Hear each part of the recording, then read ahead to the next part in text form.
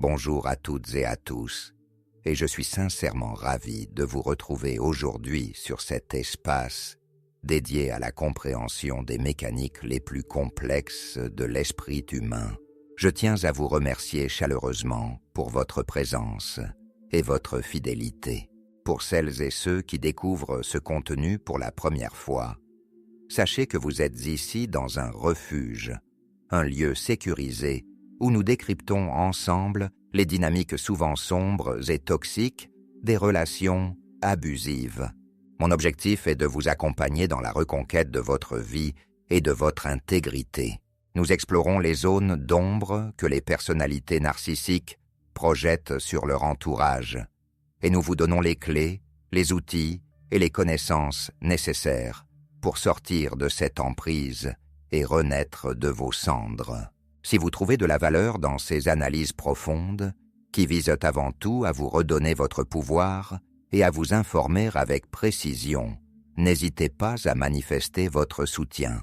Votre engagement est le moteur qui permet à ce message de se diffuser et d'atteindre les personnes qui en ont le plus cruellement besoin en ce moment même.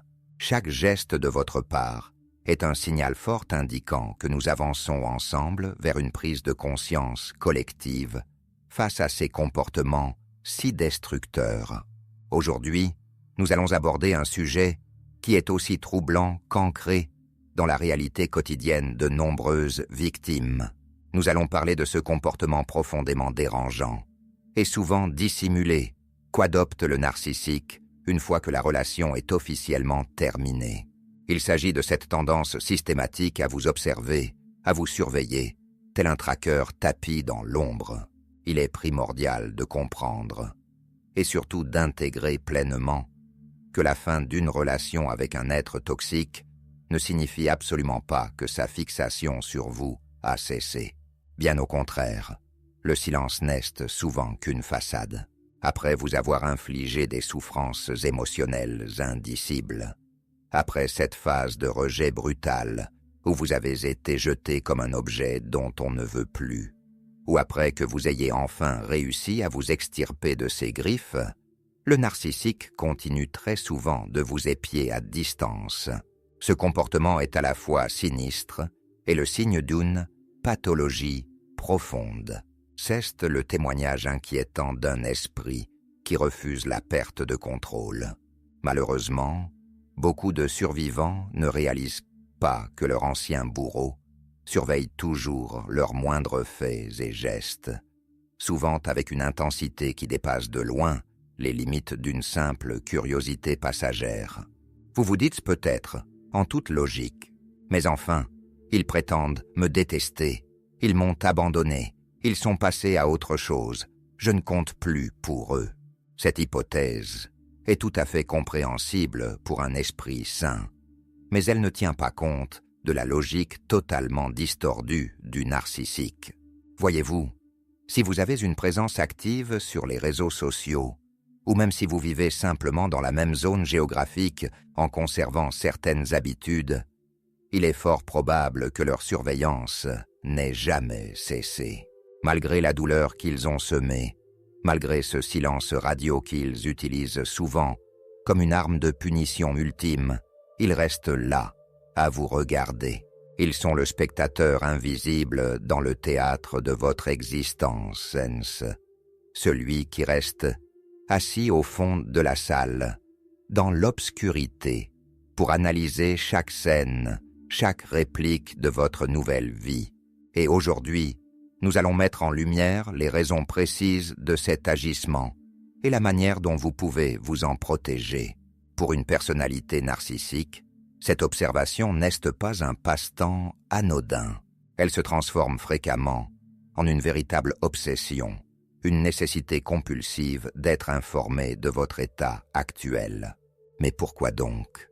Parce qu'ils vous considèrent toujours, au fond, d'eux, comme une extension de leur propre personne, comme une propriété privée qu'ils n'utilisent plus activement, certes, mais qu'ils refusent de voir appartenir à quelqu'un d'autre, ou, pire encore, s'appartenir à elle-même. Je tiens à valider ce sentiment, que beaucoup d'entre vous ont probablement déjà ressentie. Cette sensation étrange et persistante d'être observé, ce pressentiment qu'un œil invisible est posé sur vous. Ce n'est pas de la paranoïa, c'est votre intuition, cette boussole interne qui capte une énergie prédatrice, une présence qui refuse de lâcher prise. J'ai échangé avec des dizaines et des dizaines de personnes dont l'ancien partenaire narcissique avait espionné les réseaux sociaux pendant des périodes incroyablement longues, s'étalant parfois sur plusieurs années, en utilisant des stratagèmes complexes. Ils peuvent créer des comptes fictifs, ce qu'on appelle parfois des profils fantômes, ou utiliser des téléphones jetables pour effacer toute trace de leur passage. Ils pourraient vous ajouter sur des réseaux professionnels, comme LinkedIn, en prétendant un intérêt pour votre carrière, uniquement pour surveiller votre ascension sociale, vos nouvelles relations professionnelles, ou même pour identifier vos collègues et supérieurs. Ils scrutent vos publications à travers les comptes d'amis communs ou de membres de la famille, sans jamais interagir directement avec vous. Certains vont jusqu'à utiliser des applications de surveillance parentale ou des logiciels espions s'ils ont eu accès à vos appareils par le passé. Ce n'est pas un comportement normal, loin de là. En psychologie, on appelle cela un attachement antagoniste. Même après la rupture, ils ressentent un besoin de possession. Pour eux, vous n'êtes pas un individu autonome avec ses propres émotions et ses propres projets de vie. Non, vous êtes un outil, un objet qui a servi à un moment donné. Regardez comment un enfant délaisse un jouet. Il ne veut plus jouer avec, mais si un autre enfant s'en approche, il entre dans une colère noire. Cette mentalité infantile, couplée à un vide pathologique, est le moteur de leur surveillance. La motivation principale derrière ce harcèlement numérique est le contrôle et la collecte de données. Ils ont besoin d'évaluer votre état émotionnel, de mesurer vos progrès ou vos éventuelles rechutes. Plus précisément, ils cherchent des preuves de votre souffrance. Ils veulent être rassurés sur le fait que sans eux, vous ne pouvez pas exister pleinement. Cela provient de leur propre instabilité intérieure. Le narcissique est souvent une coquille vide, un gouffre d'insécurité et de haine de soi, dissimulé sous une armure de grandeur. Sa propre vie, malgré les apparences et le vernis de succès qu'il tente d'afficher, n'est jamais aussi glorieuse qu'il le prétend. C'est une lutte de chaque instant pour maintenir l'illusion. C'est pourquoi il se fixe sur vous. S'il vous voit triste, abattu ou en difficulté, cela lui procure une satisfaction perverse. Il se dit « J'étais la meilleure chose qui lui soit arrivée. Sans moi, cette personne n'est rien. » À l'inverse, s'il vous voit heureux, épanoui et surtout indifférent à son absence, cela déclenche chez lui une jalousie féroce et une blessure narcissique profonde. Dans les deux cas, il est accro à ce flux d'informations sur votre vie, car cela lui permet de réguler son propre ego défaillant. Alors, comment procède-t-il concrètement? À notre époque moderne, les réseaux sociaux sont devenus l'outil ultime pour le voyeurisme du narcissique. C'est leur fenêtre ouverte sur votre âme, ou du moins sur l'image que vous projetez au monde. De nombreux témoignages confirment que les narcissiques tentent d'interagir via des comptes frauduleux. Ils peuvent créer un profil avec la photo d'un inconnu et se faire passer pour quelqu'un partageant l'un de vos centres d'intérêt, simplement pour engager la conversation et soutirer des informations confidentielles.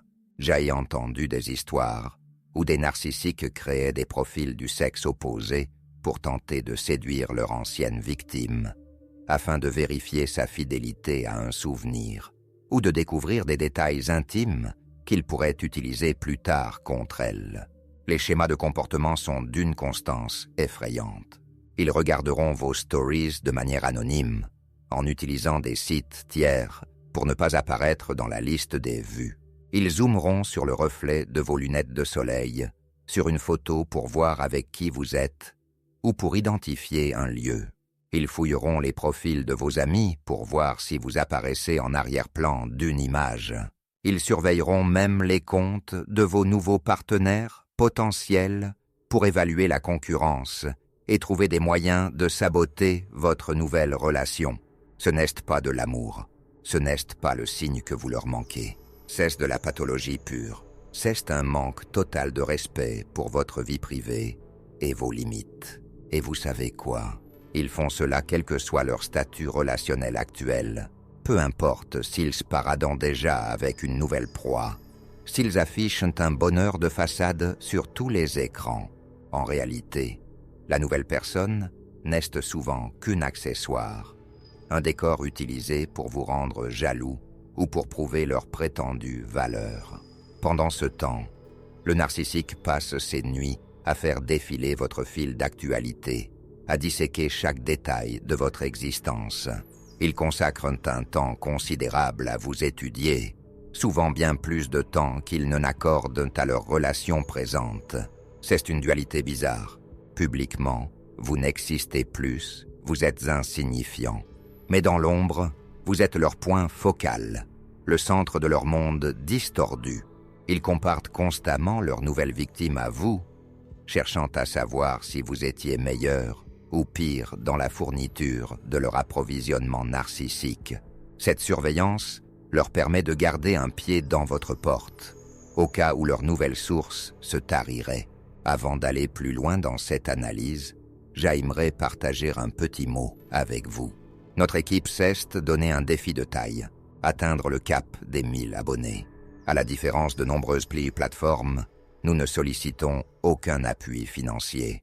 Un simple clic de votre part pour vous abonner représente pour nous un soutien inestimable et une progression concrète. C'est un geste rapide pour vous, mais une véritable pierre à l'édifice pour nous. Grandissons ensemble dans cette quête de clarté. Merci de votre fidélité et poursuivons notre sujet. Il est crucial de comprendre que cette surveillance ne s'arrête pas toujours au monde numérique. Jai était témoin de cas très inquiétants, où le narcissique passait délibérément devant la maison de son ancienne victime, souvent sous un prétexte fallacieux. Il peut faire un détour de plusieurs kilomètres, totalement illogique par rapport à son trajet habituel, juste pour vérifier si votre voiture est là, si les lumières sont allumées, ou si une nouvelle personne se trouve chez vous. Avez-vous déjà eu une rencontre que vous pensiez fortuite avec lui? Vous êtes dans votre café préféré, ou dans un rayon spécifique du supermarché que vous fréquentez toujours, et soudain, il est là. Ce qui ressemble à une coïncidence est souvent une action préméditée, calculée avec soin. Il connaît votre emploi du temps, vos lieux de prédilection, vos routines. Il se souvient de vos goûts. Il fréquente ces endroits dans l'espoir explicite de vous croiser. C'est là que le facteur d'inquiétude augmente d'un cran. Il veut provoquer une réaction. Il veut voir votre visage pâlir, sentir votre hésitation, voir votre masque d'indifférence se fissurer. Il veut occuper l'espace dans votre réalité physique pour vous rappeler qu'il est toujours là, telle une ombre dont on ne peut se défaire. C'est un jeu de pouvoir qui vise à vous déstabiliser et à vous replonger dans un état d'anxiété. Rappelez-vous que cette observation intrusive est souvent commencée bien avant la rupture. Si vous faites un retour en arrière, vous vous souviendrez peut-être de la manière dont il analysait vos réactions, dont il décortiquait vos gestes.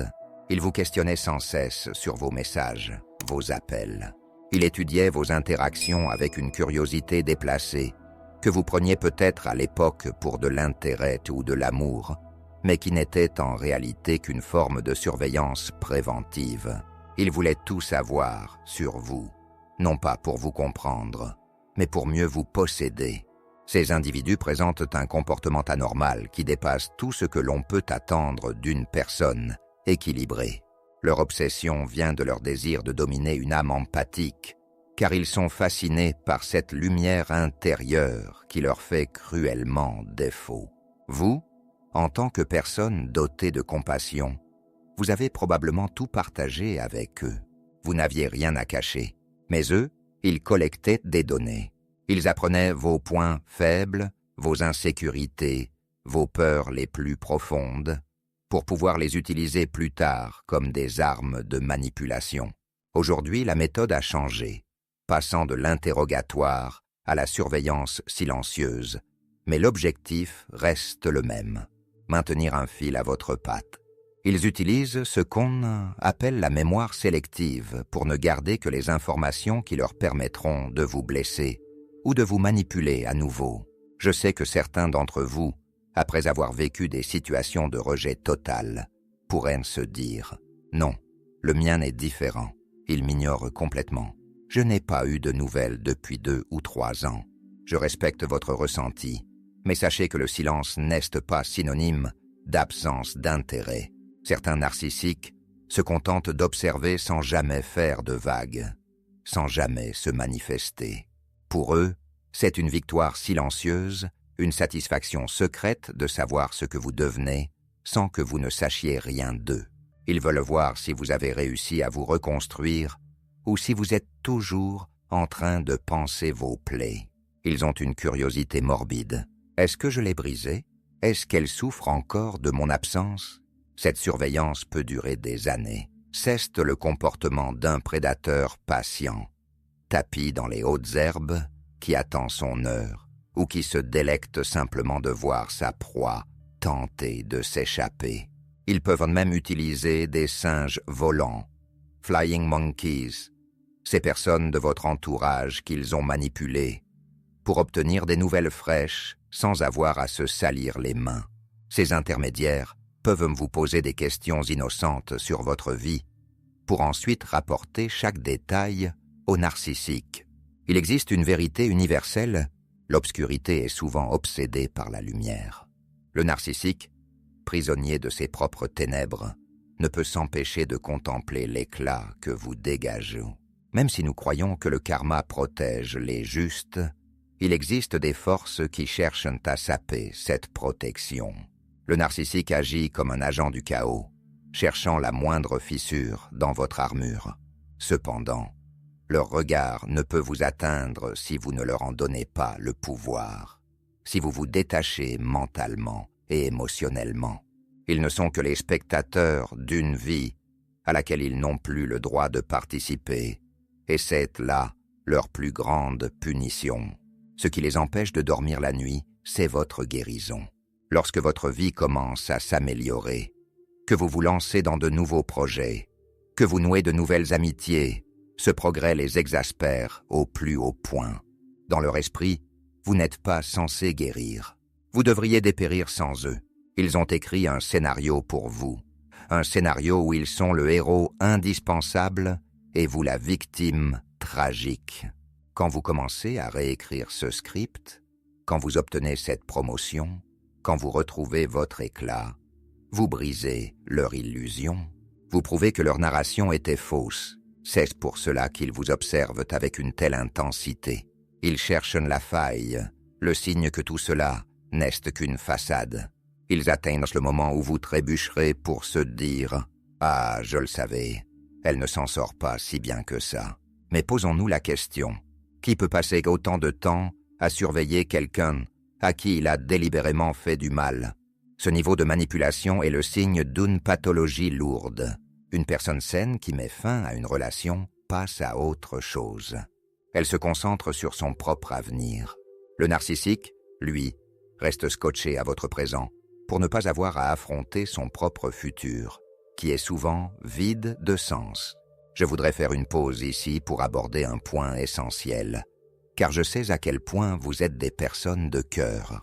Certains d'entre vous se sentent peut-être coupables. Vous vous dites, mais moi aussi, je regarde parfois son profil. Est-ce que cela fait de moi un narcissique ou un harceleur? Laissez-moi être très clair. Absolument pas. Il est crucial de distinguer votre comportement du leur. Si vous consultez leurs réseaux sociaux, c'est par douleur, par confusion, ou parce que vous cherchez désespérément des réponses à une situation qui n'a aucun sens. C'est ce qu'on appelle la recherche de clôture après un traumatisme. Votre cerveau essaie de résoudre une dissonance cognitive insupportable. Le narcissique, lui, ne cherche pas de réponse. Il cherche du pouvoir. Il cherche à valider sa domination. Votre intention est la guérison. La sienne est la prédation. Cette différence est fondamentale. Vous cherchez à comprendre pourquoi vous avez été blessé. Il cherche à voir si la blessure est toujours ouverte. Beaucoup d'entre vous sont peut-être sceptiques. Ils pensent que leur narcissique est passé à autre chose. Pourtant, ils sont souvent plus proches que vous ne le pensez. Ils peuvent réapparaître de manière soudaine, ce qu'on appelle le hoovering, ou l'effet aspirateur. Après des mois ou des années de silence, vous recevez un message anodin, un j'aime sur une vieille photo, ou une notification LinkedIn. Ce n'est pas de la gentillesse, ce n'est pas un signe de regret. C'est un test, c'est un sonar qu'ils envoient pour voir si vous réagissez encore. Ils utilisent les données collectées pendant leur phase de surveillance pour savoir exactement quel appât utiliser.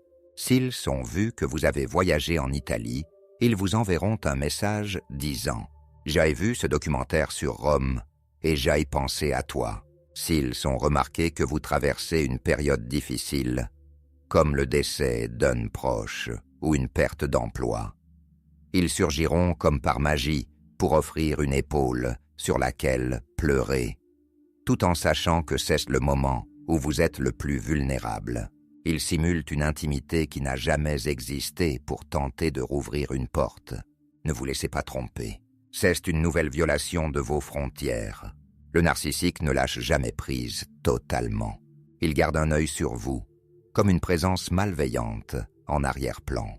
Dans un monde idéal, ce comportement serait sanctionné. Dans le monde de la psychologie, nous y voyons le symptôme d'un manque total de constance de l'objet. Ils ne peuvent pas maintenir une image interne de vous. Alors ils ont besoin de vous voir, physiquement ou numériquement, pour nourrir leur obsession.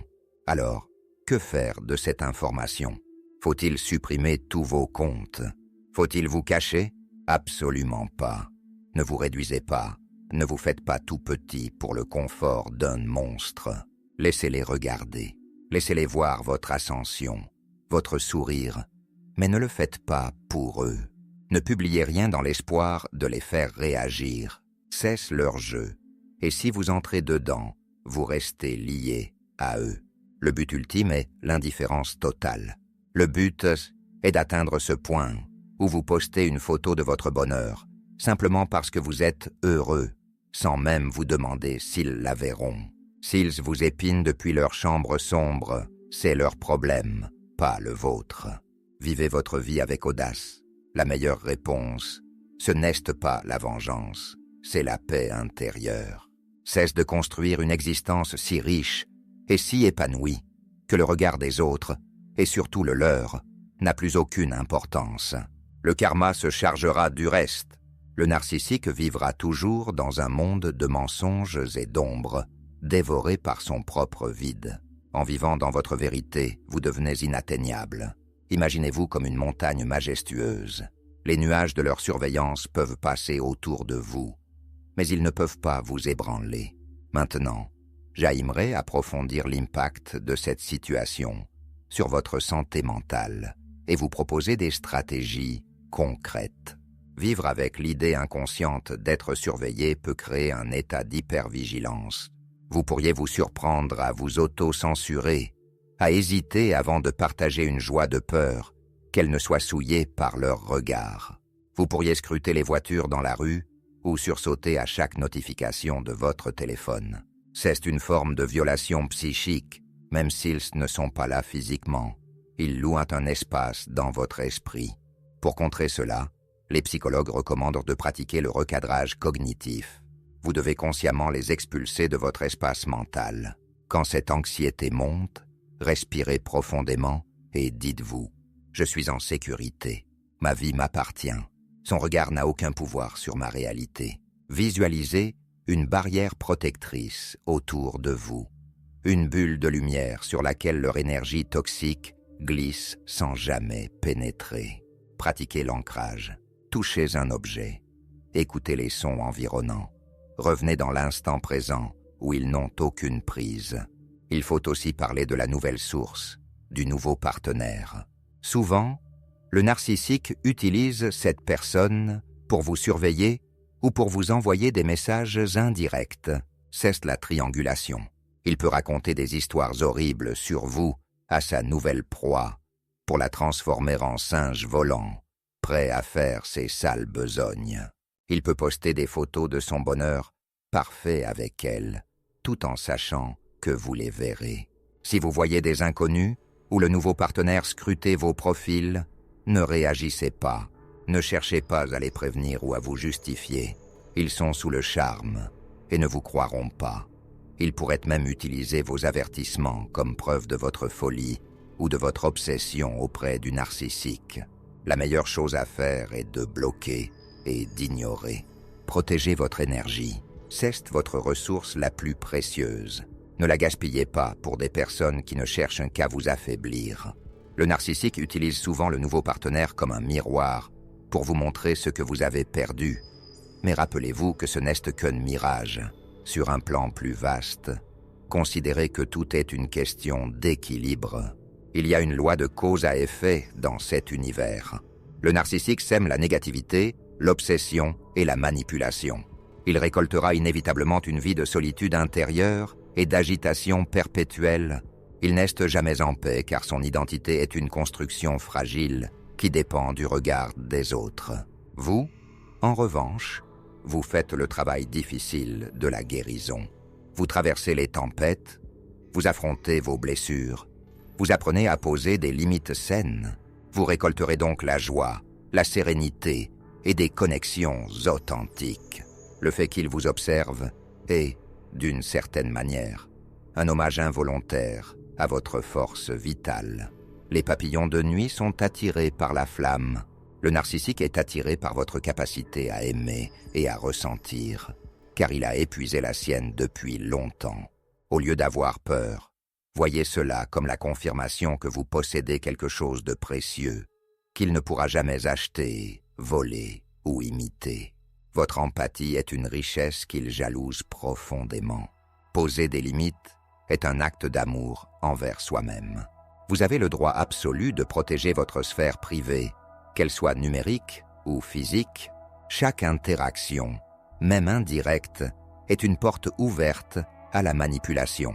Soyez rigoureux, bloquez, ne suivez plus. Protégez vos comptes avec soin. Si nécessaire, changez de numéro de téléphone ou d'adresse e-mail. Ce n'est pas de la lâcheté, c'est une décision courageuse pour votre paix d'esprit. Votre bonheur est votre plus grande force. Le narcissique se nourrit de votre détresse et de votre réaction. En vous concentrant sur votre croissance personnelle, vous lui coupez les vivres. Chaque sourire sincère, chaque succès, chaque nouvelle amitié est une preuve que vous prospérez sans lui.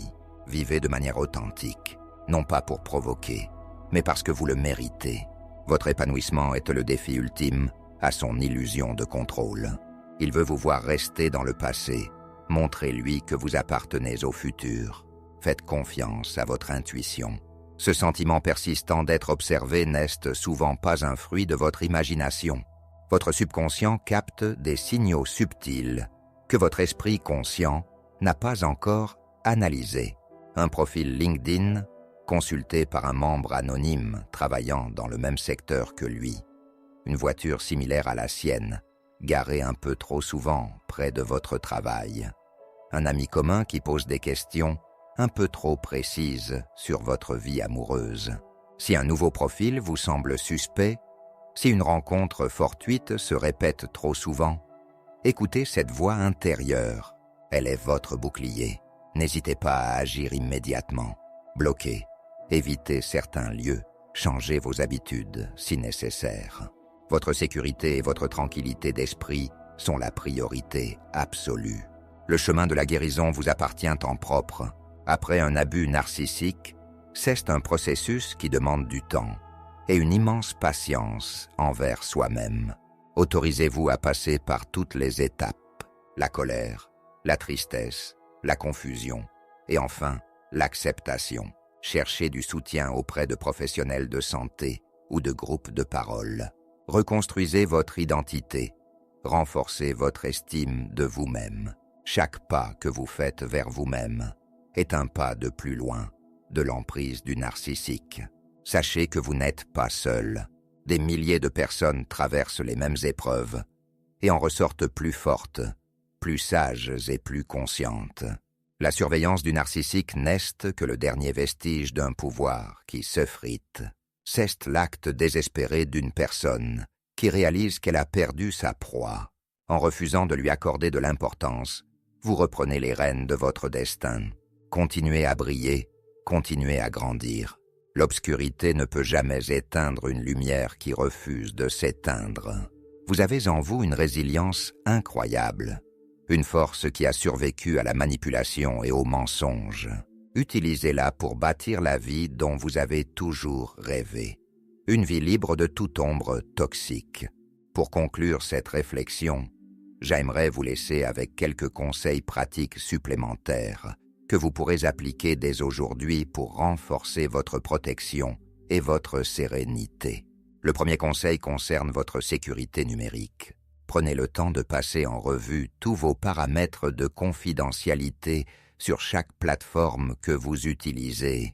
Ne vous contentez pas du strict minimum, limitez la visibilité de vos publications à vos amis proches uniquement. Soyez extrêmement sélectif avec les nouvelles demandes d'ajout, même si elles semblent provenir de comptes avec des amis communs. Un narcissique est passé maître dans l'art de créer des profils miroirs pour infiltrer votre cercle.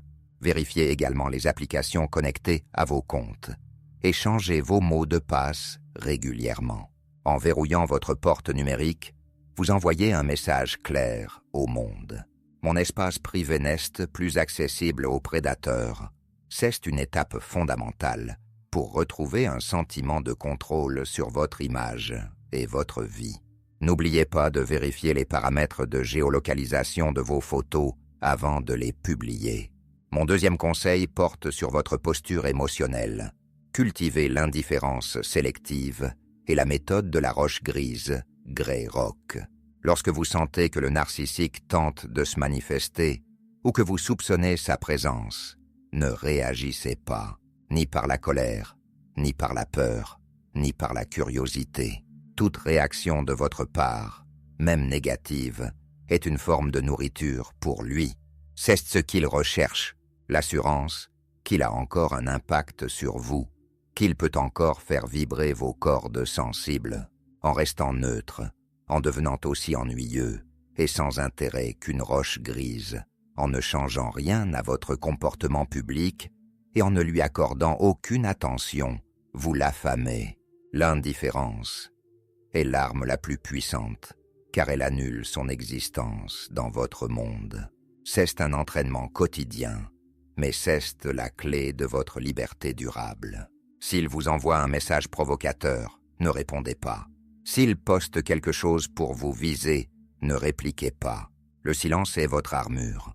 Le troisième conseil est d'écouter et de valider votre intuition sans aucune hésitation. Si vous vous sentez mal à l'aise dans un endroit, ou si vous avez l'impression que quelque chose ne tourne pas rond, partez. Ne cherchez pas de justification logique. Votre corps et votre instinct ont enregistré des schémas de comportement que votre raison essaie peut-être de minimiser pour rester poli ou normal. Dans le contexte d'une relation avec un narcissique, la politesse habituelle ne s'applique plus. Votre instinct est votre meilleur allié de survie. Apprenez à lui faire confiance, aveuglément. Si vous sentez une présence, agissez comme si elle était réelle et protégez-vous. Mieux vaut une prudence excessive qu'une vulnérabilité inutile. Si vous sentez que vous êtes suivi en voiture, ne rentrez pas chez vous. Allez vers un commissariat ou un lieu public fréquenté. Votre sécurité physique est tout aussi importante que votre sécurité émotionnelle. Enfin, mon quatrième conseil est de vous concentrer exclusivement sur votre propre reconstruction et sur l'élargissement de votre horizon. Investissez votre énergie dans des activités qui vous nourrissent vraiment, des passions que vous aviez peut-être délaissées pendant la relation, que ce soit le sport, l'art, le bénévolat, l'apprentissage d'une nouvelle langue, ou simplement le fait de passer du temps avec des personnes saines et aimantes qui vous tirent vers le haut. Plus votre vie sera remplie de sens et de joie authentique, moins il y aura de place pour l'ombre du passé. Le narcissique espère que vous resterez figé dans le souvenir de la douleur, tel un insecte pris dans l'ambre. En avançant avec détermination, vous brisez le lien invisible qui vous retient. Votre succès, votre rire et votre bien-être sont les seules réponses nécessaires. Soyez l'architecte de votre propre bonheur, pierre par pierre, jour après jour. Entourez-vous de positivité et de bienveillance. J'espère sincèrement que cette analyse approfondie vous a apporté la clarté et la force dont vous aviez besoin. C'est un sujet complexe, souvent tabou, mais il est essentiel de mettre des mots sur ces réalités pour mieux les combattre. N'oubliez jamais que vous possédez une valeur intrinsèque immense, totalement indépendante du regard ou du jugement de quiconque. Vous avez traversé des épreuves difficiles, mais elles ont forgé en vous une résilience et une sagesse que personne ne pourra vous enlever. Prenez grand soin de vous. Traitez-vous avec la même compassion que vous offririez à un ami cher. Soyez patient avec votre processus de guérison, car chaque petit pas compte et vous rapproche d'une vie de liberté totale. Vous n'êtes pas ce que le narcissique a essayé de faire de vous. Vous êtes l'être lumineux qui a survécu à l'ombre. Vous êtes beaucoup plus fort que vous ne le croyez, et votre avenir est rempli de possibilités lumineuses. Je vous envoie toute mon énergie positive et mon soutien. Prenez soin de votre esprit, protégez votre cœur, et rappelez-vous que le plus beau chapitre de votre vie est peut-être celui que vous êtes en train d'écrire en ce moment même, loin des ombres du passé. À très bientôt pour de nouvelles explorations. Et, d'ici là, restez fidèles à vous-même et à votre lumière. Votre voyage ne fait que commencer, et il sera magnifique